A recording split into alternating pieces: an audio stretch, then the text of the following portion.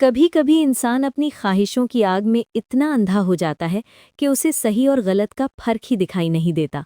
और जब सच्चाई सामने आती है तो सिर्फ पछतावा बचता है। जीनिया ने भी कुछ ऐसा ही किया था।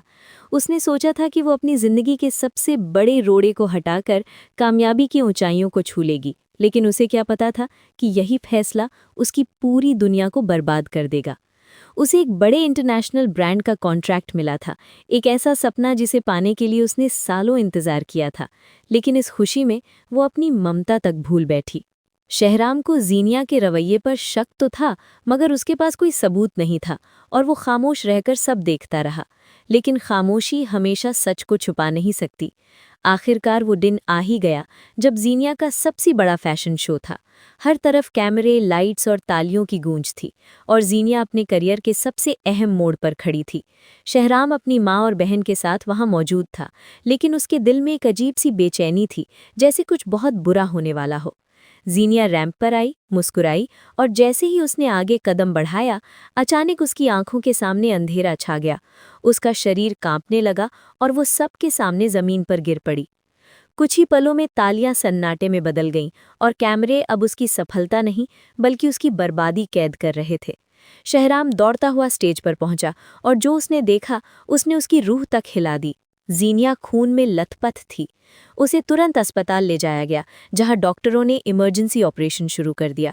बाहर इंतजार करते हुए हर सेकंड शहराम के लिए सदियों जैसा था। लेकिन जब डॉक्टर बाहर आए, उनके चेहरे पर गुस्सा था और उनके शब्दों ने सब कुछ बदल दिया।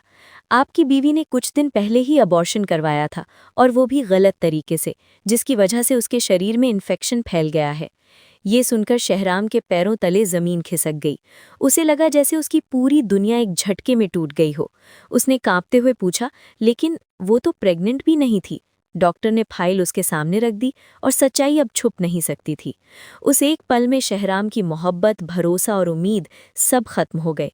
लेकिन कहानी यही खत्म नहीं हुई। जिस कंपनी ने जीनिया को करोड़ों का कॉन्ट्रैक्ट दिया था, उन्होंने इस स्कैंडल के बाद तुरंत उससे रिश्ता तोड़ लिया और उस पर हमेशा के लिए बैन लगा दिया।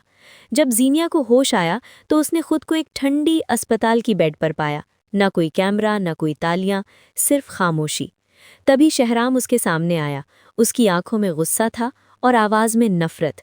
मुबारक हो जीनिया, तुम्हें तुम्हारी कामयाबी मिल गई, उस बच्चे की कीमत पर जिसे तुमने खुद खत्म कर दिया। ये सुनकर जीनिया के होश उड़ गए। उसे यकीन ही नहीं हो रहा था कि उसका राज खुल चुका है। वो सफाई देने लगी, लेकिन अब बहुत देर हो चुकी थी। शहराम ने ठंडे लहजे में कहा, आज तुम एक मॉडल नहीं बल्कि एक कातिल हो, और अब इस घर में तुम्हारी कोई इज्जत नहीं। उसने तलाक देने से इनकार कर दिया, लेकिन उसे आज़ाद भी नहीं किया, बल्कि उसे उसी घर में एक बोझ की तरह जीने के लिए छोड़ दिया। जीनिया की दुनिया पूरी तरह बिखर चुकी थी। न करियर, न रिश्ते, न सम्मान। उधर जर्रार ने फैसला कर लिया कि वो महक को हर हाल में अपनी जिंदगी में शामिल करेगा, चाहे उसे अपनी माँ के खिलाफ ही क्यों न जाना पड़े। दूसरी तरफ फरियाल, जो हर मुश्किल में शहराम के साथ खड़ी रही, धीरे धीरे उसके दिल में अपनी जगह बनाने लगी। जीनिया पछतावे की आग में जल रही थी, लेकिन उसकी सज़ा अभी पूरी नहीं हुई थी। डॉक्टर ने उसे एक और झटका दिया, अब आप कभी माँ नहीं बन सकती। ये सुनते ही उसकी दुनिया पूरी तरह खत्म हो गई। वो चीख उठी, अपने बाल नोचने लगी, लेकिन अब कुछ भी बदलने वाला नहीं था। उसने जो खोया था वो कभी वापस नहीं आ सकता था। और आखिर में वही हुआ जो अक्सर होता है, जो दूसरों के लिए गड्ढा खोदता है वो खुद उसमें गिर जाता है।